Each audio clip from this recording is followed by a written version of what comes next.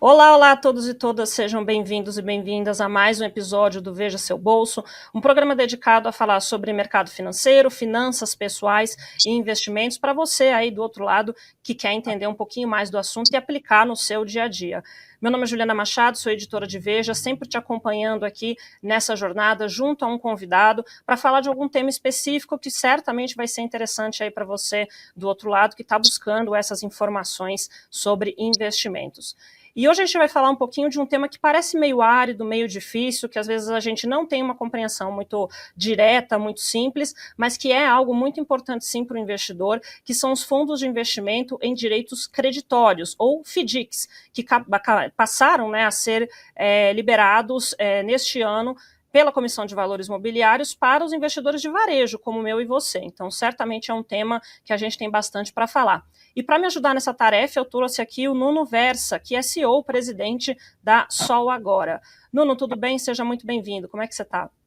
Muito bem, obrigado. Obrigado pelo convite e por me terem aqui hoje. Ótimo, o Nuno está aqui com a gente para falar um pouquinho desse tema, mas antes de mais nada, eu sempre gosto de trazer uma introdução, e na verdade eu sempre faço essa introdução em relação à companhia, mas hoje eu quero inverter um pouquinho os papéis, Nuno, e queria que você apresentasse um pouquinho o que é a Sol Agora, o que vocês fazem no fim das contas, né, e por que vocês estão inseridos aí nesse contexto de FDICs no fim. Perfeito. Bom, a Sol Agora é uma fintech que se foca no financiamento de soluções fotovoltaicas para os clientes finais.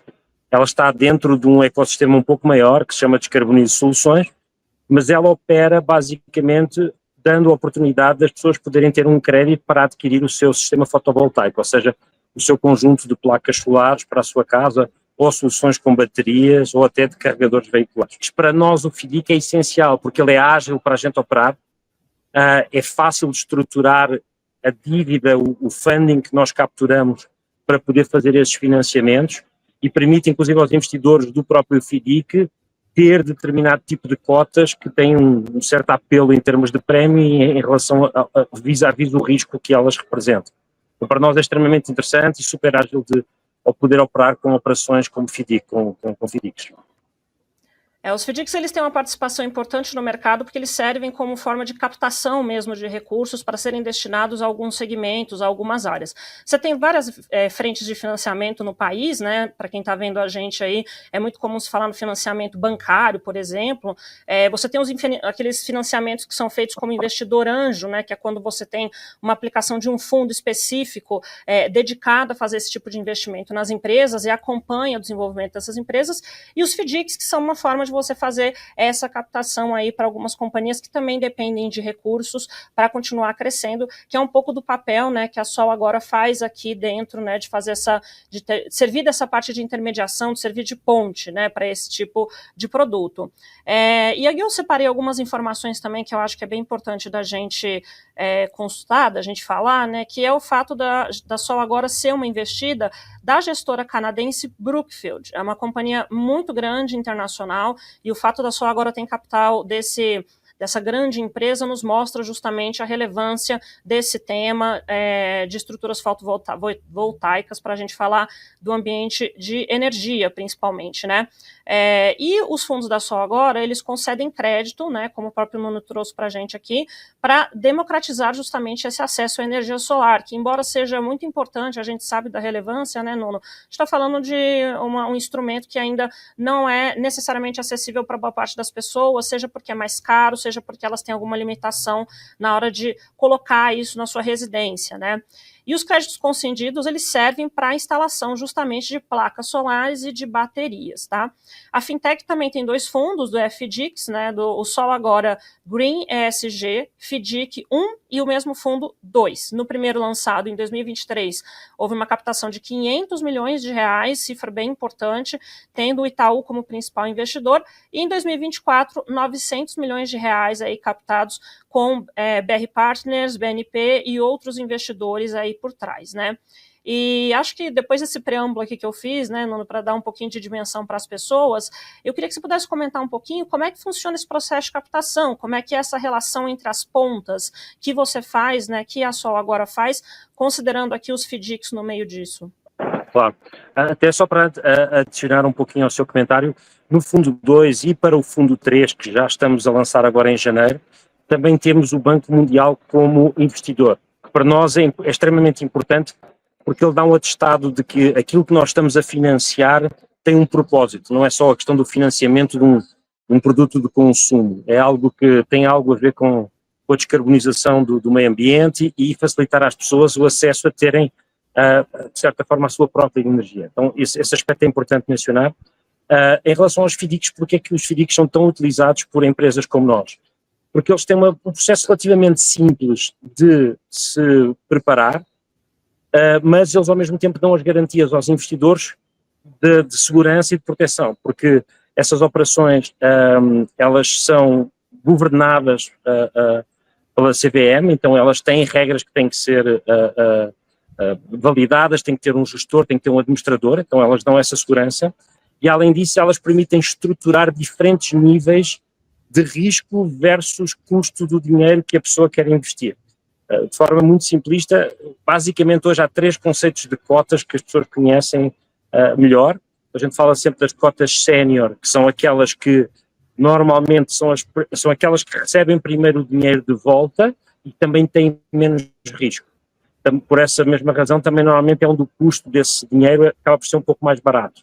Depois tem uma estrutura que a gente chama mezanino no mercado, que são aqueles cotistas que normalmente querem ter um pouco mais de spread, mas também são um pouquinho mais de risco. E tem a cota, normalmente, que é a chamada cota júnior, ou cota subordinada, que é a cota que normalmente fica no título do originador, até para dar segurança ao sistema, ou seja, o principal tomador de risco é quem origina. Isso dá garantia também quem investe nas cotas mezaninas, cotas sénior. Então, no nosso caso, nós temos uma estrutura exatamente como eu descrevi, em que nós somos donos dessas cotas subordinadas, primeira no risco, última a receber.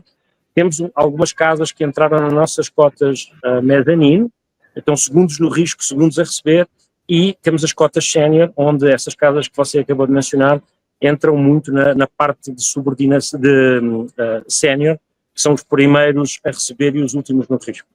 Tentei dar um resumo, mas esse é o conceito. Perfeito, a gente vai falar um pouquinho disso aqui também, essa questão das estruturas, né, de subordinação, a sênior, mezanino e subordinada, mas antes eu queria dar uma ênfase aqui também que a Sol agora ela já concedeu 1,2 bilhão de reais por meio de FDICs, é um número bastante relevante também que nos mostra não só, né, a relevância na parte de energia e do fomento a essa parte de energia solar, como numa outra ponta também, né, a importância dos próprios FDICs como instrumento aí de crédito e de capitalização. Exato. E aí eu queria, Nuno, que você pudesse comentar um pouquinho, você falou que a gente tinha a possibilidade de ver, né, que a Sol agora ia lançar o Fundo 3, e aí eu queria que você pudesse falar um pouquinho de outros produtos, né, eventualmente se vocês têm aí metas de lançar novos fundos, e como é que está isso no horizonte da Sol agora? Temos, hoje quando a gente fala do Fundo 1, Fundo 2 e Fundo 3, eles são muito iguais, eles são para financiar o sistema fotovoltaico para a casa das pessoas, ou para pequenos e grandes negócios, mas realmente a maioria dos nossos financiamentos está direcionado para as pessoas. E aqui fazendo um parênteses, hoje, você disse bem, o equipamento, apesar de estar muito barato, é um momento oportuno, ainda assim às vezes um sistema para cobrir uma conta de 500, 600 reais tem um valor que talvez para a média da população ainda fosse complexo pagar.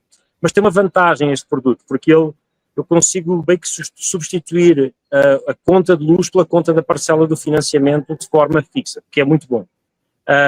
Em relação a outros fundos e outras operações que nós estamos a equacionar, um dos pontos que nós queremos dar muita aceleração, estamos no momento certo, acho que é o início de uma tendência que a gente está vendo no Brasil, é soluções com baterias, seja soluções em que você alimenta a sua bateria com energia solar e depois tem autonomia na sua casa, até soluções de baterias para apartamento aqui em São Paulo. Eu, por exemplo, tenho uma bateria dessas no meu apartamento, onde eu carrego a bateria quando há energia e quando há um apagão eu não sinto nada, porque tenho ali uma bateria que me segura a rede e que responde em 4 milissegundos, você nem dá conta que a energia caiu.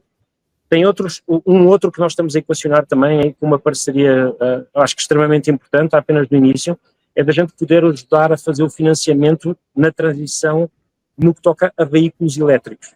Porque entendemos que o veículo elétrico, de certa forma, conversa com o nosso propósito também, e ele traz um benefício quando você muda de um carro a gasolina, no consumo da gasolina, para o consumo da eletricidade, que às vezes permite pagar a parcela desse crédito. Então, esse são dois exemplos de algo que a gente está a trabalhar. Eu podia ficar aqui mais meia hora falando disso, mas eu acho que só para dar um pouquinho desse enquadramento, acho que é suficiente.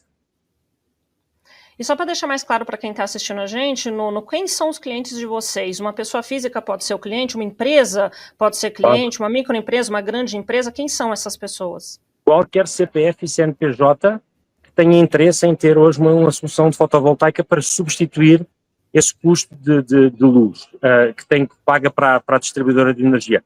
Ele tem algumas vantagens, o nosso funding, nós temos um swap dentro de cada um desses fundos que permite que eu ofereça um valor pré-fixado de parcela. Então a pessoa vai pagar aqueles 5 anos aquele valor. De certa forma até um instrumento comercial interessante, porque quando todo o ano você vê o aumento da energia aumentar mais do que a inflação, muitas vezes acima de 2 dígitos, você quando passa para ter o financiamento, de certa forma você está a offsetar essa inflação dos próximos 3 ou 4 anos. E quando parar de pagar, o equipamento é seu, 100% do retorno é seu. Então eu acho que esse é um aspecto importante. E agora a gente vai falar um pouquinho de dados, que é uma coisa bem importante para tangenciar, para trazer essa materialidade para quem está vendo a gente. E queria colocar na tela justamente aqui o movimento do patrimônio líquido por categoria da Ambima. A Ambima é uma entidade reguladora do mercado de capitais, formada em instituições financeiras que se autorregulam, e o que ele faz, o que a Ambima faz é levantar ali dados e informações para justamente mostrar como é que está a evolução do mercado de capitais e, obviamente, do mercado de fundos, que ela também gerencia. E aqui a gente tem essa evolução do patrimônio líquido por categoria de fundo, separadinho aqui, para mostrar o aumento ou a diminuição de novembro de 2023 a novembro de 2024. Temos aqui um período de 12 meses analisado. A gente vê aqui que claramente a renda fixa tem ido muito bem, com seus 20% aí de desempenho de alta, nesses 12 meses, quando a gente analisa. Multimercados, como é de conhecimento de todo mundo, aí caindo 14%, porque é um mercado que tem sofrido muita pressão, muitos resgates, e justamente aqui, eu trouxe esse destaque para os FDICs, que tiveram 46% de aumento neste intervalo de 12 meses, o que mostra o tamanho da procura dos investidores e inclusive das pessoas físicas por esse tipo de investimento. E justamente à luz dessas informações, Nuno, eu queria justamente te perguntar se, tendo você, no caso só agora, construído FDICs para arrecadar recursos, para poder investir na própria empresa e continuar crescendo, como é que vocês observam esse mercado? Vocês conseguem imaginar que ele vai continuar crescendo daqui para frente, que continuará tendo oportunidades nessa frente? Eu vou dar a minha opinião pessoal, eu vi no mercado financeiro também, eu acho que é inevitável ele continuar a crescer. E acho que tem 3 razões principais. Primeiro, ele é extremamente seguro para os investidores, ou seja, em termos de estruturação, de governança, tem regras muito claras. Ele permite o investidor selecionar que tipo de produto é que ele quer financiar ou não, então é mais ágil nesse aspecto. E hoje, do ponto de vista operacional, os mecanismos de gerar uma CCB, ser cedida para o fundo, de acordo a essas regras, ele é muito ágil, ele já está muito... vou usar aqui uma palavra, está muito aliado no sistema financeiro brasileiro. Então, isso permite que você possa construir uma operação num espaço relativamente curto, permita procurar os investidores específicos para aquele tipo de financiamento, que têm apetite para aquele tipo de financiamento, e dar as garantias de que existe um processo que ele é bem governado e que tem regras e tem um nível de segurança jurídico muito forte. Eu acho que esses são os 3 principais fatores pelo qual eu acredito que ele vai continuar a crescer. Ele facilita também ao gerador de crédito de varejo como eu uma adequação do perfil dos meus investidores nesse fundo para eu poder operar produto A, produto B ou produto C. Acho que esses são os principais pontos aqui do meu lado. E acho que a gente não pode deixar de falar, numa coisa que é extremamente importante quando a gente aborda investimentos, que é riscos, A gente tem aqui uma série de riscos que também envolvem o investimento em operações de FDICs, na oferta de FDICs na outra ponta para o varejo, sobretudo quando a gente está falando para um varejo pessoa física, que está acabando, começa a chegar nesse mercado, porque antes ele não era permitido e agora ele passou a ser. Quais são os riscos? O que o investidor ele tem que olhar com muita atenção quando a gente fala desse tipo de investimento? O investidor tem que olhar essencialmente o produto que está a ser financiado. e decidir qual é o apetite dele ou não para esse produto. Então você pode fazer desde o financiamento, um bem de consumo, um veículo, um equipamento solar, e tem que atrelar essa negociação de qual é a remuneração desse dinheiro que ele vai investir no fundo em função da sua análise de risco. Acho que a grande vantagem é de que quando ele decide, ele consegue pôr as regras sobre aquilo que ele quer financiar nos estatutos do fundo. Ele consegue delimitar muito bem qual é o nível de risco. Nada é isento de risco. Então, no limite, se todo o dinheiro ninguém pagar, todo mundo perde. Mas como existe um processo muito claro para o investidor de entender exatamente o que está financiando, o fundo tem uma gestão e uma governança que obriga a que aquilo que foi acordado e está nos estatutos é a única coisa que pode ser financiada. Eu acho que ele tem um equilíbrio muito bom entre risco e retorno, que permite os investidores tomarem as suas decisões. Acho que esse é o grande resumo aqui do meu lado.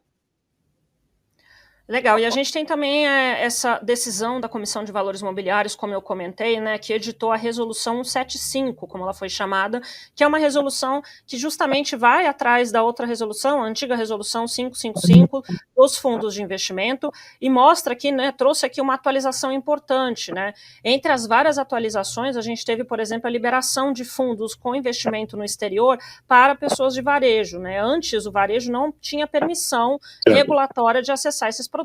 E uma das mudanças também, que foi bastante transformadora, é a liberação da negociação das cotas sênior para investidores de varejo. Como o Nuno realmente trouxe aí para a gente, é a cota de menor risco, porque é a primeira no recebimento de créditos, caso o fundo tenha alguma questão, algum problema em termos de pagamento, o primeiro a receber são aqueles detentores da cota sênior. E essas são justamente as cotas que foram liberadas para negociação pelo varejo, né? E aí eu acho que é uma pergunta que a gente tem, no que, enfim, diversas casas pensam diferente a respeito disso, e eu queria ouvir a sua visão, que é o quão maduro está o mercado para absorver essa demanda, para absorver essa mudança, né? A gente tem, de fato, um mercado maduro o suficiente para que a pessoa física acesse esse produto, na sua visão? Bom, aí eu diria meio e meio. Eu vou dizer porquê. Eu acho que quando falamos de investidores institucionais que já conhecem o processo, tem inclusive muitas vezes mecanismos de fazer uma avaliação dos créditos que querem financiar ou não, mais parruda, mais sofisticada, mais amadurecida, está muito claro. E aí há um nível de maturidade muito alto. Eu acho que ao momento em que a gente começa a dar essa opção também à pessoa física, a minha única recomendação é que essa pessoa física o faça, se possível, aliado a alguma entidade um pouco mais institucional.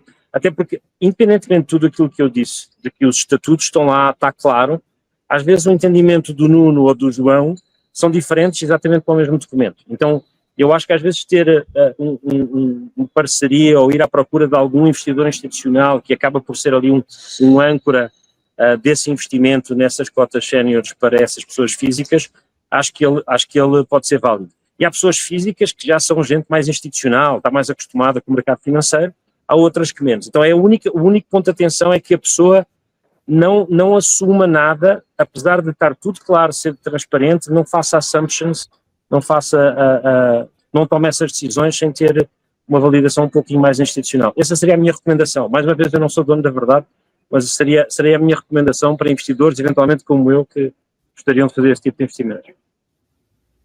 E a gente tem uma questão também envolvendo FDICs, que são instrumentos de renda fixa, só que muito mais elaborados, né? A gente tem aqui um grupo, os FDICs pertencem a essa classe de renda fixa, embora a gente esteja falando de dívida estruturada, que é um nome que se dá de maneira genérica para esse tipo de produto. E quando a gente fala de renda fixa, a primeira coisa que vem na cabeça dos investidores é a taxa de juros, porque afinal de contas, boa parte da renda fixa, quando a gente pega pós-fixado, né, que são as LFTs ou o Tesouro Selic, né, como é o nome dele hoje, nas plataformas, acompanham justamente o rendimento da Selic, e são muito atrativos por causa disso. As pessoas buscam segurança com rentabilidade aqui nesses produtos, e tem crescido enormemente aí nos últimos anos, conforme a Selic veio subindo. É a mesma coisa para os FDICs, eles têm sensibilidade a isso, a forma deles de remuneração, no fim das contas, deixa eles distantes da Selic. Como é que a gente encara, como é que a gente pode ver esse movimento? Depende muito de como você estruturar. Eu vou dar aqui dois ou três exemplos que eu acho que são importantes as pessoas entenderem. nós aqui no Brasil usamos muito ou o percentual do CDI ou a inflação IPCA mais X%, e esses indicadores são variáveis macroeconómicas, um ligado à Selic e outro ligado à taxa de inflação. Quando nós, aqui do nosso lado, equacionamos fazer um produto que tem um prazo longo, 5 anos, pode ir até 6 anos ou 7 anos, mas na média 5 anos de financiamento, nós quisemos garantir que não havia variações entre o dinheiro que eu capto que sejam diferentes do que o dinheiro que eu ofereço aos clientes. Então nós criámos uma estrutura de swap para que quando o cliente tem uma renda fixa, tem uma parcela fixa, do outro lado eu tenho um funding que foi pré-fixado naquele momento, o que me garante que a minha margem fica constante e que a remuneração que estava acordada com o investidor se mantém constante. Isso, na minha opinião, para produtos estruturados que têm como base crédito aos clientes finais, seja crédito ao consumo, seja a minha operação, eu acho que é extremamente importante. Porquê? Porque o Brasil tem muita flutuação, tem muita variabilidade, e às vezes tudo parece bonito quando as coisas andam na direção positiva, mas às vezes pode ficar muito feio se as coisas andam na direção negativa. Então eu, por exemplo, eu não sou fã dos financiamentos em operações pós-fixadas, a não ser que o meu crédito também seja pós-fixado, que eles caminham na mesma direção. Agora, quando é de um lado você tem um pré-fixado, do outro pós-fixado, eu acho um risco tremendo para um investidor fazer isso. Ou mesmo IPCA. Então, quando a gente fala de IPCA, é um indicador que é atualizado com uma periodicidade que não é constante. Pode ser de 6 em 6 meses, pode ser de 12 em 12 meses. Isso às vezes pode criar oscilações, principalmente do lado do crédito, que podem não fazer sentido em termos de reajuste. Então, eu prefiro uma operação talvez um pouquinho menos remunerada, mas muito mais seguro, muito mais estável. Agora, hoje há o leque de opções para tudo. Mais uma vez, volto ao meu comentário anterior, é por isso que eu acho que se uma pessoa física for entrar neste mundo, primeiro tem que ter o cuidado de aprender um pouquinho e de preferência de se tentar juntar com alguém um pouco mais institucional para lhe poder dar um pouquinho mais de clareza sobre como funcionam estes instrumentos financeiros. Espero ter respondido à pergunta. E a gente tem que lembrar também aqui aos investidores que você tem sempre o acesso via gestoras de capital, Perfeito. Justamente a esses produtos que são os FDICs. Você tem gestoras especializadas em FDICs e outras que não necessariamente distribuem só FDICs, mas distribuem também os FDICs, que são essas gestoras que elas podem inclusive atuar na construção de um FDIC para que ele possa ser distribuído ou que distribui esses fundos de terceiros. É mais ou menos essa estrutura para o pessoal poder ter um pouco de clareza a respeito de como funciona o funcionamento, como é que é o funcionamento desse mercado, né? E queria muito poder falar, Nuno, para a gente encaminhar já para o encerramento, a questão dos desafios da gente falar de FDICs no Brasil.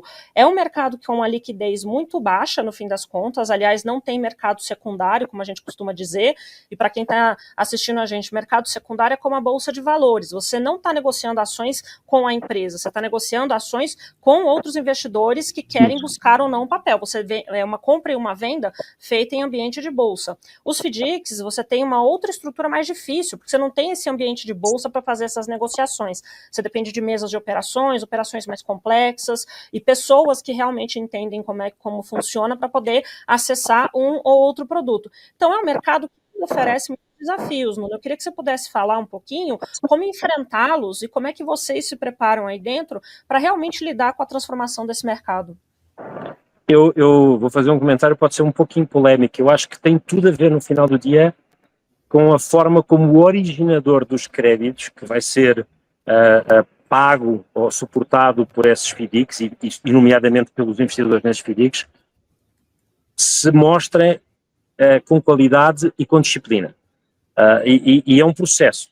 E isso foi algo que desde o início, na criação da nossa operação, desde o primeiro fundo, o segundo e agora o terceiro, você tem que mostrar realmente que tudo aquilo que ficou escrito no papel sobre as condições do tipo de crédito, como é que você dá crédito, como é que você controla a inadimplência, etc., estão realmente controladas, e você poder apresentar isso de forma clara e ajustar para garantir que as rentabilidades esperadas, elas nunca corram risco. E só assim é que você cria esse mecanismo que permite dar confiança na sua operação. Acho que esse é o principal fator.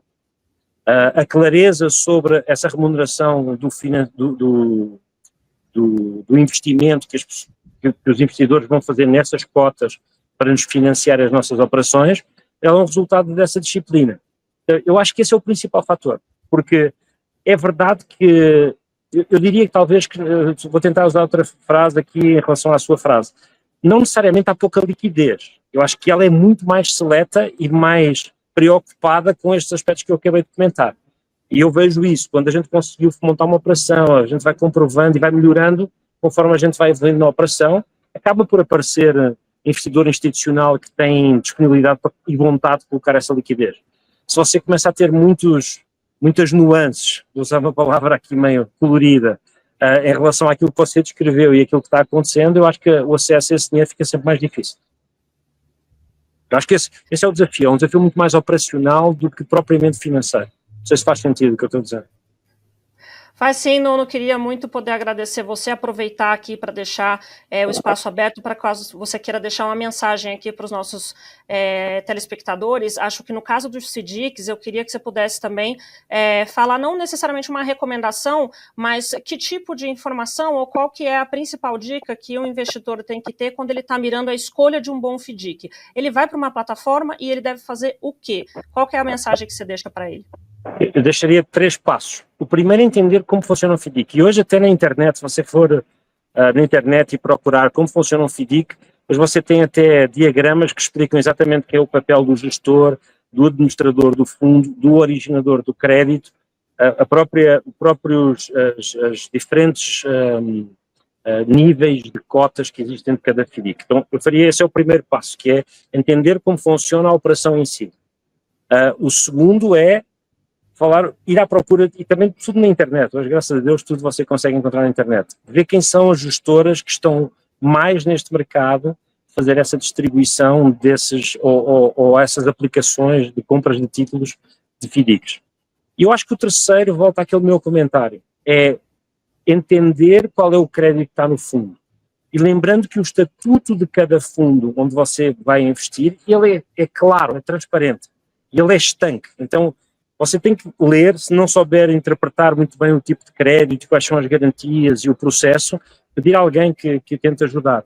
No final você tem essa capacidade de fazer um trabalho bom. O que não dá para fazer, na minha opinião, é o meu amigo falou que aquilo é legal. Cara, eu sou muito contra esse tipo de processo, mas eu acho que se você fizer um pouquinho do seu trabalho, o seu due diligence, como se diz em inglês, ele não é complexo de fazer. Eu acho que essa é a minha principal recomendação.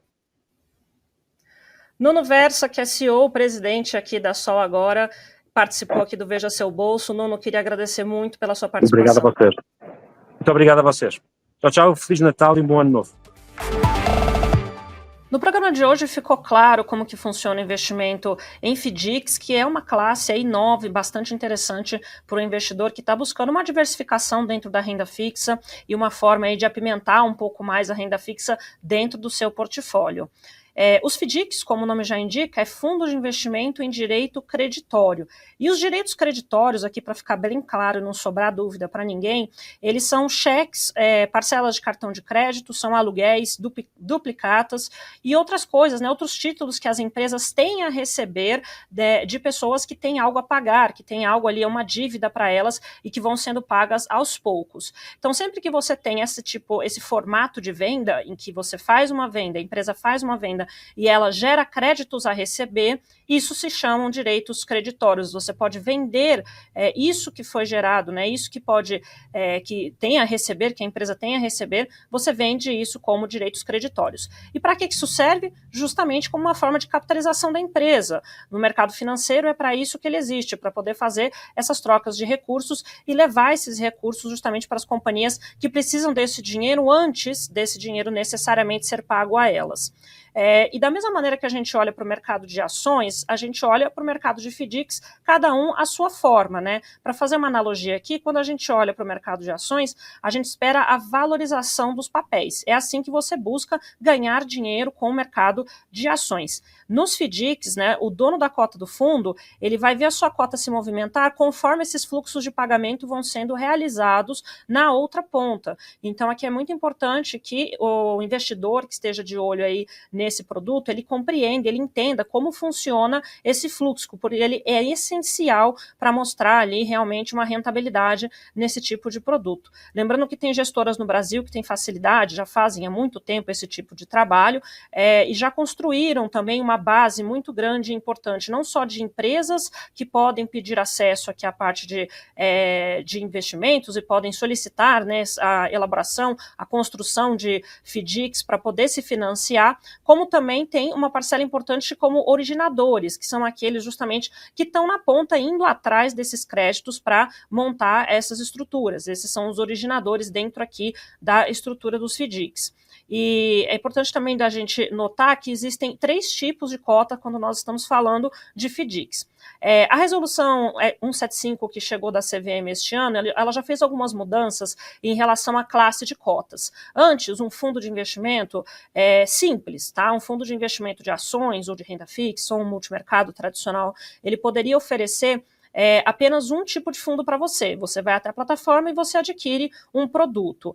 Agora, você tem a possibilidade de adquirir classes de cotas. Qual que é o objetivo disso? Fazer com que determinadas classes de cotas possam ter taxa de administração ou outras informações, outras formas de operar, diferente de classes de cotas consideradas aí mais conservadoras. A ideia é que um mesmo fundo possa oferecer classes de cotas diferentes para investidores diferentes. Em linhas gerais, a gente está falando aqui dessa estrutura nesses outros fundos mais comuns. Dentro dos FDICs já existe uma estrutura que é um pouco diferente dessa, tá?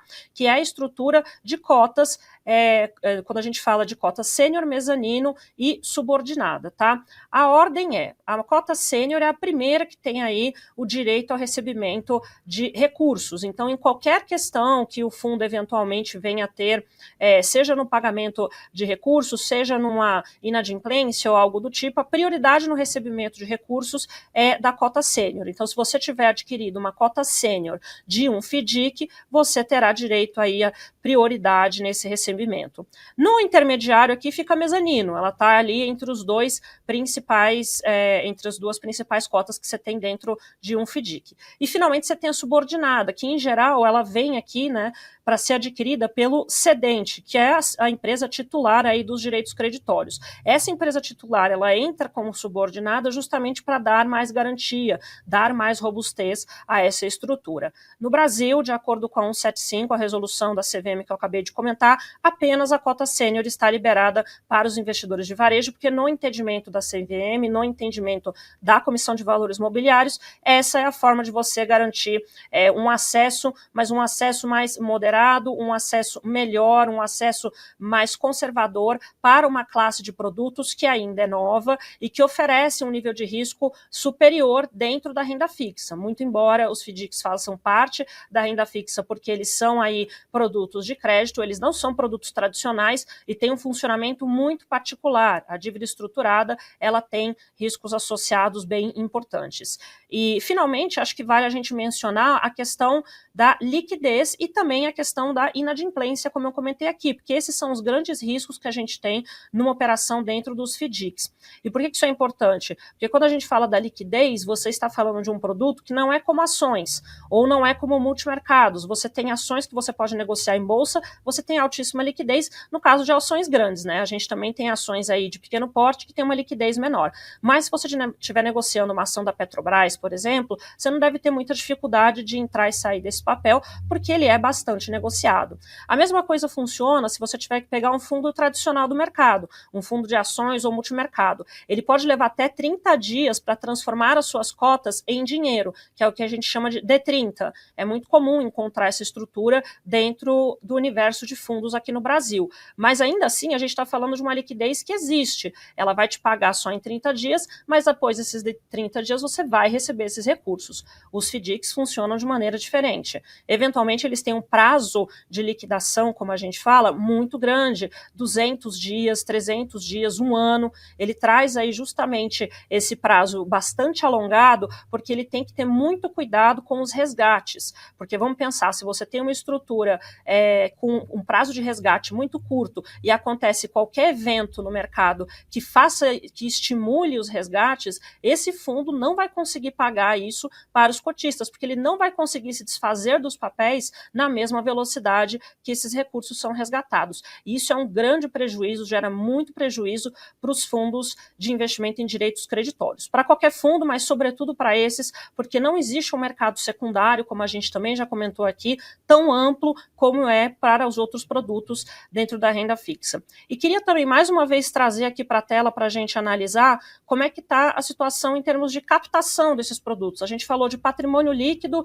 durante a nossa apresentação, na primeira parte, e aqui eu trago captação porque a gente tem aí um movimento também interessante de se observar nessa classe de produtos. Aqui a gente fala de captação ou resgate, o resgate está em vermelho aqui em multimercados, né, por categoria de fundo, que é cada uma dessas que eu estou apresentando aqui. A gente está falando de bilhões de reais no acumulado até novembro de 2024, acumulado aqui então deste ano. Renda fixa com 343 bilhões de reais aqui de captação, realmente mostrando a força que a gente tem da taxa básica de juros estar em alta, de uma inflação também em alta, que vem trazendo aqui justamente a valorização, a procura por esse tipo de classe de ativo. A gente tem multimercados sofrendo na outra ponta, como já é de conhecimento de muita gente, saques, né, constantes que estão sendo realizados, tivemos 324 bilhões aí ao longo deste ano, e dei um destaque para a FDIC, que a gente pode ver que não é exatamente, em termos de captação, a grande ênfase, né, o grande brilho deste ano,